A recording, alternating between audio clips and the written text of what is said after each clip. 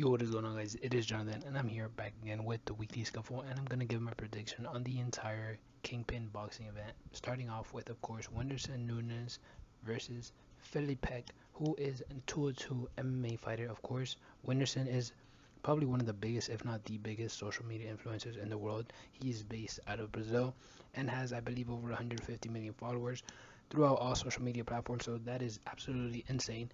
With that being said, I know he has an exhibition versus, I believe, a former world champ in Brazil. And, he didn't do that bad when he did it. And, of course, being as famous and successful as he's been, of course, he has top tier caliber trainers.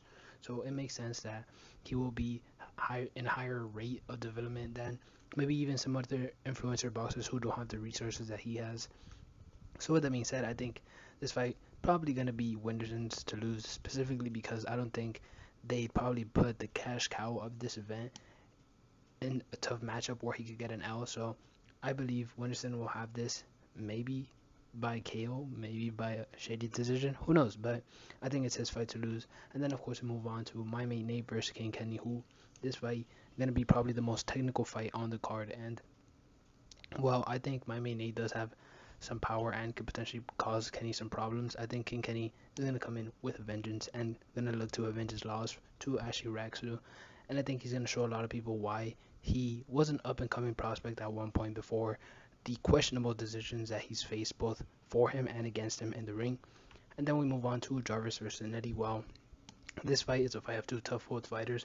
I do like Jarvis, and I think his youth, along with his training, is going to be a very vital key to this fight because he's training with Otis Pimpleton in the Mayweather gym. And of course, a lot of these YouTubers are getting high caliber training, but being in the Mayweather gym in that environment in Las Vegas, great training partners, great sparring partners, all of the above. He sparred Floyd Mayweather.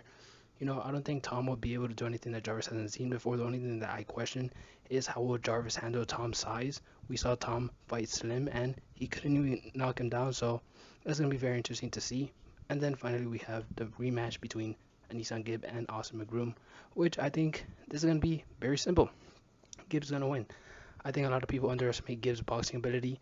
A lot of people say Austin got tired, which of course he did, but I think a lot of that last fight was Gibb just figured out Austin's timing and was able to really take him out and knock him down like 6 times, I believe. So I see a replication of that, to be honest, if not a better KO and performance from Gibb. With that being said, we'll see how all this plays out and see you next time. Peace.